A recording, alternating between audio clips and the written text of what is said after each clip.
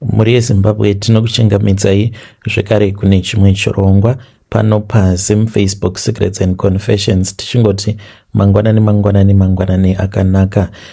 Kuri sei kwose kwamungava muri kumativi mana enyika. Pane imwe meseji iyo yandakatumidzirwa ichibva kuna vahanzvadzi vedu. Hanzi, makadi zvenyu mukoma, ndinokumbirawo kuti munge muchindiposterawo nyaya yangu makavigawo chitupa changu. Vanhu vazhinji havatombozvizivi kuti ndainge nditomboriwo munhu akapfuma pandainge ndichiri kuZimbabwe ndisati ndauya kuno kuSouth Africa, uko kwandava kuita basa rekushanda mukicheni. Yet ndainge nditombori nevashandi nemurume wangu, taiva nevashandi vaitodarika kuma100 and something, because tainge tiine maprazi, mabhucha, zvekare nemasupermarket. Zvinhu pazvakazooma mushure mekunge murume wangu apo paainge ava kuita private parking lot muHarare muCBD, achinetsana nevamwe minista vainge vachidawo building yacho iyoyo. Zvinhu ndo pazvakanyanyisa kutanga kudhakwa ipapo. I think kuti vane mhepo iyo yavakazotidira minista ivavo. Mukoma, nemari dzatainge tiinadzo, handaimbofungidzira kuti nerimwe ramazuva ndichazotanga kushandira umwe munhu ini, because we used to be very wealthy apo pandainge ndichiri kuZimbabwe. Ndiri mudzimai, ndine makore 46 years ekuberekwa. Vana ndangosarwa nevana vaviri chete. Ndainge ndakaita vana 4 nemurume wangu, but vose vakashayika. Takashayikirwa nevana vedu mukoma mugore rimwe chete. Murume wangu apo paakatanga kuita zvekutenga goridhe achitengesa, zvekare apo paainge ava kuita zvekusponsa makorokoza, ndo paakasangana neumwewo bhaya uyo waakaenda naye kuMozambique. Paakaenda kuMozambique mugore ra2009, haana kunge akandizivisa kuti ainge aine mishonga iyo yaainge akanobatiswa ikoko. Iye anoti akauya aine chibhodhoro cheLucky, icho chaaipota achizora kana kuri kunzi anenge achisponsa vakomana vake vainge vachimukorokozera goridhe kuitira kuti vange vachizokwanisa kubata gold rakawanda. Saka ainge akapiwa chibhodhoro ichocho iye neumwe bhaya uyo waainge achiwirirana naye. Aona kuti Lucky riya ainge ava naro, ndopaakabva achizondiudza kuti ainge achida kuti tinge tichitenga supermarket. Akanditi ainge akataura neumwe mukadzi uyo ainge ari kumhiri kwemakungwa. Baba vake ndo vainge vari muridzi wesupermarket yacho iyoyo, saka vainge vakashayika.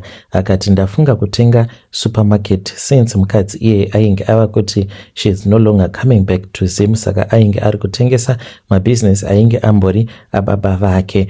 Takabva tachizotaura naye mukadzi uya mukoma, kana confidence ndainge ndisitomborina pataitaura naye mukadzi iyeyo, because ndaiziva kuti mari tainge tisina. Of course tainge tichirarama kalife kainge karipo, but mari yekuti tinganzi tinozotenga supermarket nestoko yacho yose taizoiwana kupi mari iyoyo. Mukadzi uyu akauya kuZimbabwe, then we had a business meeting. After that murume wangu ndopa akazondiudza kuti do not be stressed, mari tinoiwana, tinomubhadhara mukadzi uyu mari yaari kuda. Mukoma, vakaita madhiri avo, ina hapana kana chandainge ndichimbonzwisisa.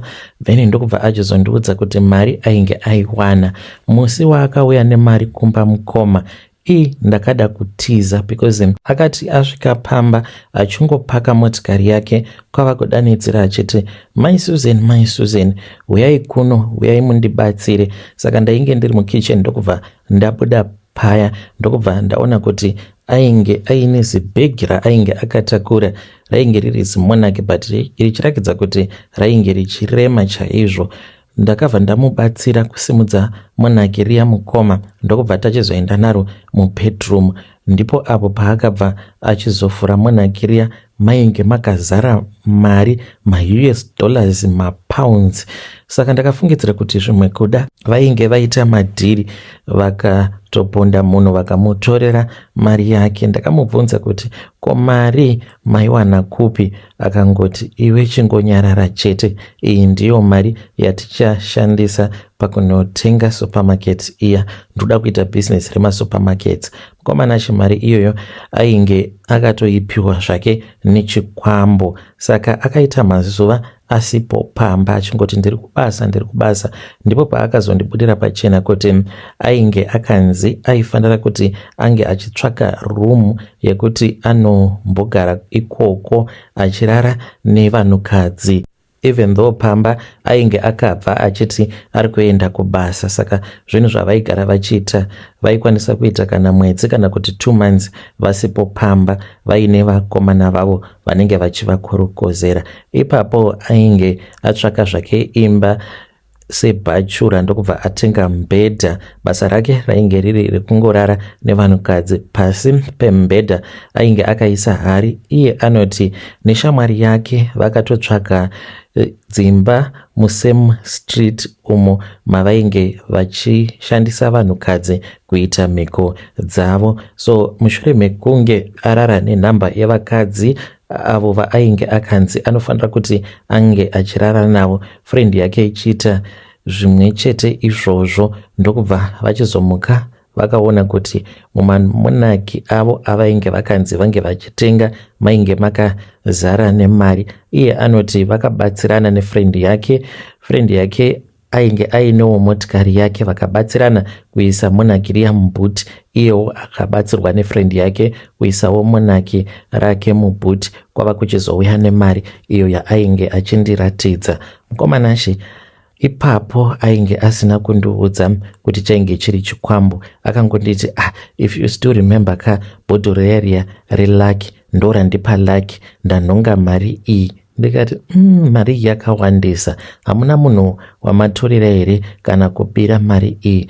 Ndainge ndisingatodi kana kunzwisisa. Takazotoita zvekutoenda kumba kwefriend yake apa ainge achingopopota chete. Friend yake ikanditi no, mari hatina kuiba, asi laki riya ratakanotora kuMozambique ndo ratipa mari. Saka ndakabva ndachizodzikamiswa hana nemukadzi wefriend yemurume wangu. Iye ainge atozvigamuchira kuti ndo zvainge zvavapo. Varume vedu vainge vava kushandisa mushonga welaki. So mukoma takazodzoka kumba nemurume ndokubva vachizotaura nemukadzi uya vakamupa mari.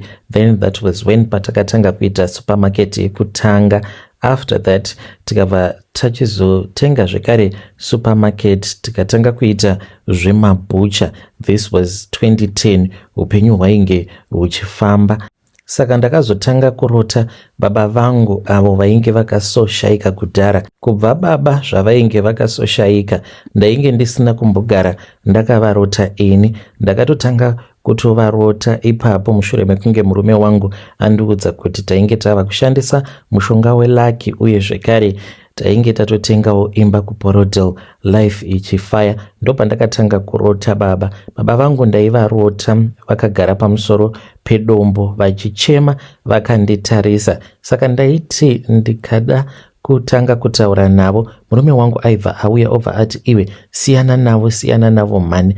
Then that was when patakabva tachizotanga kuenda kuchechi. Ini ndainge ndiri munhu aifarira zvake kuenda kumasowe. Murume wangu mukoma akandimanikidza kuti tinge tichiregedza kuenda kumasowe titange kuenda kune dzimwe chechi idzo dzekuti kuchechi kwacho ikoko hakupiwe vanhu zviprofita. Ndisingade hangu kutaura zita rechechi uko kwatainge tava kuenda. I was very comfortable. Ndakazoziva hangu nekufamba kwenguva kuti ainge achitya kuti ndaizoziva zvimwe zvinhu zvaainge achiita in secret. Aipota achirara nevamwe vasikana akaisa hari pasi pemubhedha. Akazondiudza later on kuti aiti kana atorana nemusikana waanenge achidanana naye anenge atobhuka room kuguest house nechekare obva atoisa hari iya pasi pemubhedha obva achizonotora munhu wake pavanenge vachirara. Iye aiti pane chinhu chaibuda muhari chinobva chachizotanga kuyamwa mukadzi waanenge achirara naye ropa. Zvose izvo akazondiudza mushure mekunge zvinhu zvapanduka. In 2011 mukomanashe ndipo paakandiudza kuti painge paine mhiko dzataifanira kuti tinge tichizadzikisa. Saka murume wangu ainge ari munhu uya wekuti he was very secretive about everything. Haana chaaikwanisa kundiudza, aitoita zvekutoudza friend yake. Saka akangonditi handei timbonoona shamwari yangu. Then takazoti tichitaura paya ndipo pandakabva ndachizonzi nefriend yemurume wangu, ko vambokuudzai here kuti pano tine mhiko dzatinotevedzera? Mukomanashe ndipo apo pandakabva ndachizoudzwa kuti vainge vachidya zvigunwe izvo zvinenge zvakatorwa pazvitunha. Vaitova nevanhu vaishandidzana navo vanoshanda mumochwari, saka vaivabhadhara $100 pechigunwe. Ndakanzwa kuda kurutsa mukoma, asi mukadzi wacho akabva anditi imi munoratidza kuti nhamo munoifarira chaizvo. Ini hangu ndakatozvijaira, handiti hakusi kuti tinogara tichizvidya here zvigunwe zvacho each and every day, tinongozvidyawo pano nepapo. Ndo kuzotozviziva kwandakaita kuti ndo mhiko dzatainge tichifanira kuti tinge tichitevedzera idzodzo. Saka izvi zvakazotanga muri mugore ra2011 mukomanashe. Ndipo apo murume wangu paakandiudza kuti taifanira kuti tinge tichiita mhiko dzacho idzodzo kuri kuchengetedza upfumi hwedu. So takaenda tikabva tachizonotaura nomumwe murume uyo aishanda kuparinyatwa. Murume uyu takamupa it was $300 pekutanga, but after that tainge tava kumupa $100. Ainge achitora zvigunwe pazvitunha zviviri tobva tachizotanga kuzvidya zvigunwe izvozvo mukomanashe. It was very terrible. Murume wangu iye aiti kana azvitora aizvirova gochi tobva tachizotanga kudya pasina munyu kana maspice. Ndaizonwa netii kuitira kuti ndisazorutsa mukoma. Ndaingoti kana ndapedza ndaibva ndaenda kubathroom ndobva ndatora toothbrush yangu ndoinyika mudhito, ndotanga kukwesha rurimi rwangu, ndopinda mushawa ndotanga kuchema ndirimo mushawa kana kugara mutabu ndichichema. Asi murume wangu aizongoti kwandiri, ini ndinoona sekunge zviri nani kuchema uri mushawa munenge muine mvura inenge ichidziya than kuchema uri munhamo. Tariraone kuti iko zvino uri kuchema uri mububble bath, mujacuzzi. It is far much better. Ndo matangiro iwawo atakaita kudya zvigunwe zvezvitunha. Then after that akazondiudza kuti kwainge kuine dzimwe mhiko futi idzo dzaainge asina kundiudza. Akandiudza kuti taifanira kuti tinge tichizopota tichipa mari kune vanhu avo vanotambura, mablessings, donations to the poor people. Saka yainge isiri nhau yekuti taiva vanhu vainge vaine mwoyo yakanaka kwete, asi tainge takaudzwa nen'anga yemurume wangu kuti kudya kwatainge tichiita zvigunwe zvezvitunha zvaitipa bad luck.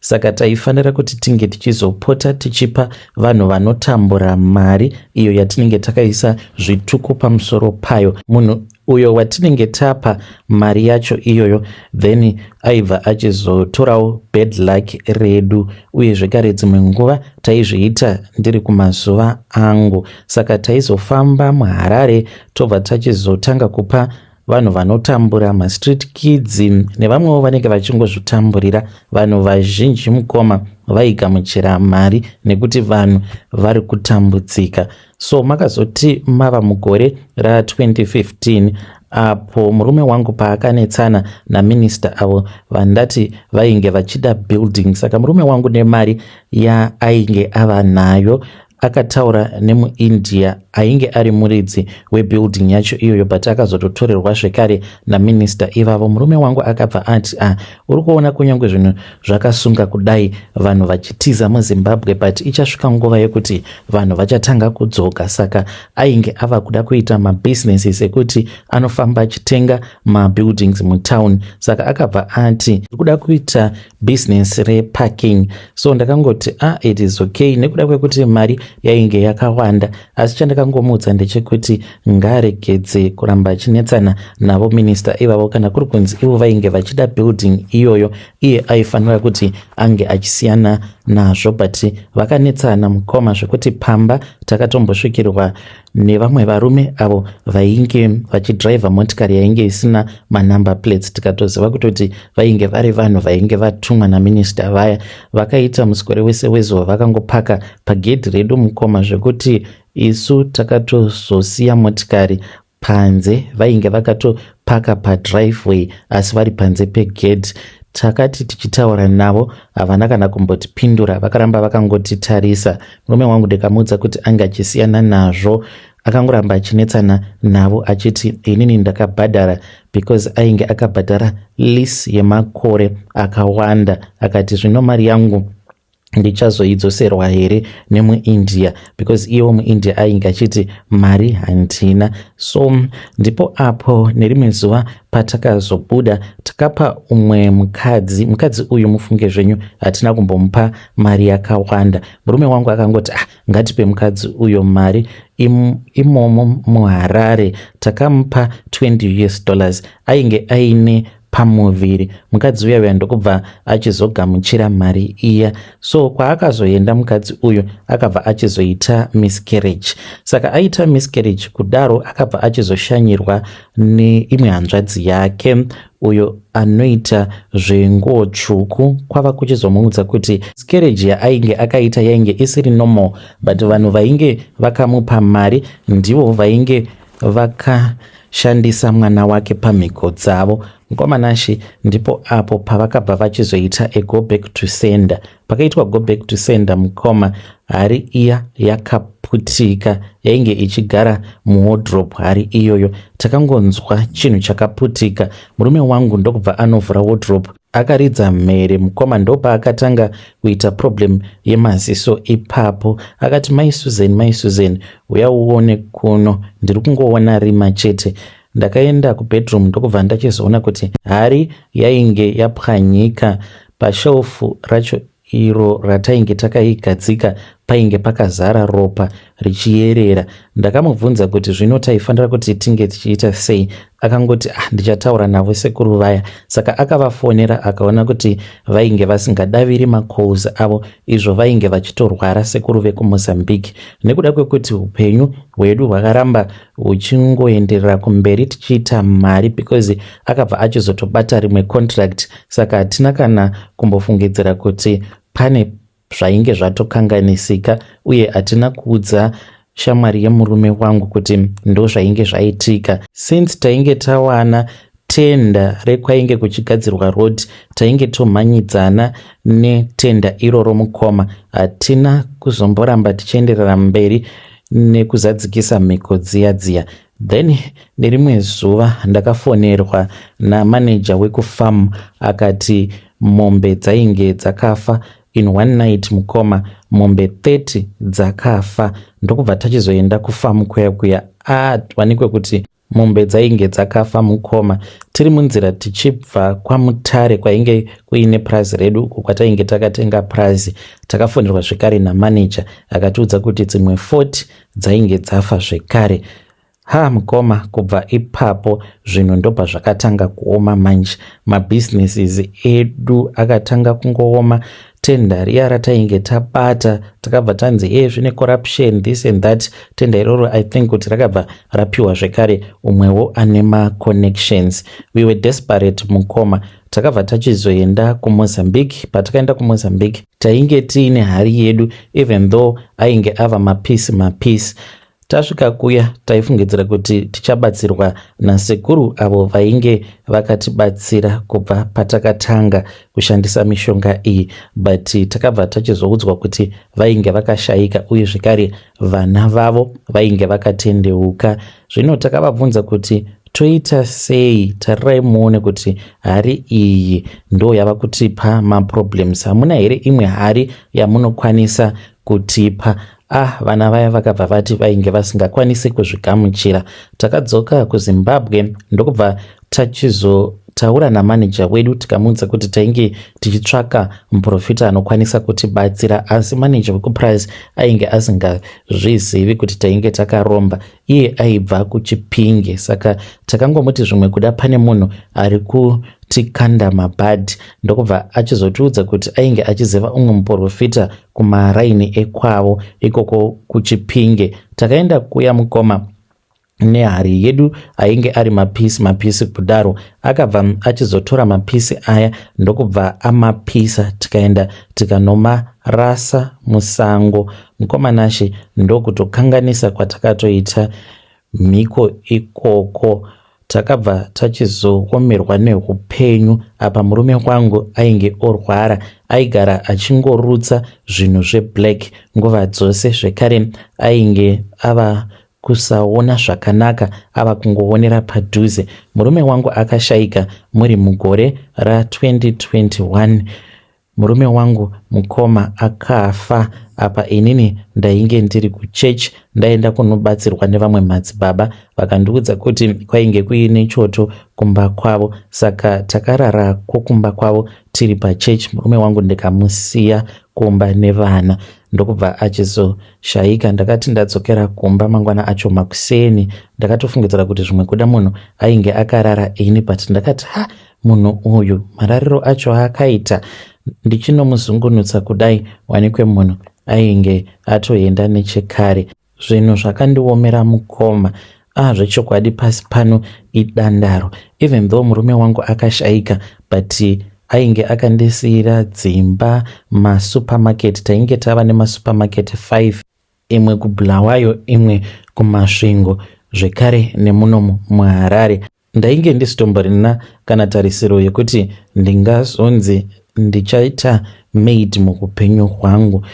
Plus tainge tiinaro dzimba uye zvekare netumwe tumabusinesses. Mukomanashe, I lost everything. Kubva murume wangu zvaakashayika, mari dzemushonga dzinokwanisa kungoparara kutsakatika nezuva rimwe chete. You won't believe me ndikakuudzai kuti by 2023 I had lost everything. Masupermarket aya ose ari 5 akasvika pakubhuroka. Prazi riya rekwaMutare, prazi iroro ndakazoritorerwa zvekare neumwewo minista, ndikasara ndisina kana chandainge ndiinacho. Ndakati ndichangotengesa imba iyi, kana ndatengesa imba yekuno kuBorodale ndobva ndachizotsvaka imba kana kunana Southley Park kwakachipa uko. After that ndobva ndachizotsvaka kabusiness kadiki kekuita. Yangova nyaya yekuti ndichange ndichizongorarama inini nevana vangu ava vasara. Ndo mistake yandakabva ndaita. Ndakati ndatengesa imba iyoyo mukomanashe, mari yacho kuti nditi ndakaitei nayo handitombozivi. Kuzosvika ndava kutotanga kutoroja mukoma, ndakazosvika pakushaya kana mari yerent, ndokubva ndachizouya kunoko kuSouth Africa. Ndiri kuedzawo mukoma kuti ndinge ndichijoinitsa. Ndozvakaitika izvi. Handikurudziri vamwe vanhu kuti vange vachiita zvekuromba. Pari zvino ndine vamwe vanondibatsira, madzibaba vekuJamestown. Vanoedza kuti vange vachindibatsira nekuti vakati ivo muupenyu hwangu hutori panjodzi nekuda kwezvigunwe zviya zvataidya, hanzi ndinokwanisa kungofa anytime. Kana mukaposta nyaya yangu mundizivisa, ndichange ndichizoteverera ndiri mucomment section. Vedare ndo message iyo yandakatumidzirwa ichibva kuna vanzvadzi vedu. Hanzi ndainge ndimbori munhu ainge aine mari, but iko zvinozvi handina kana chandiinacho. Zvakangooma hazvo vedu we.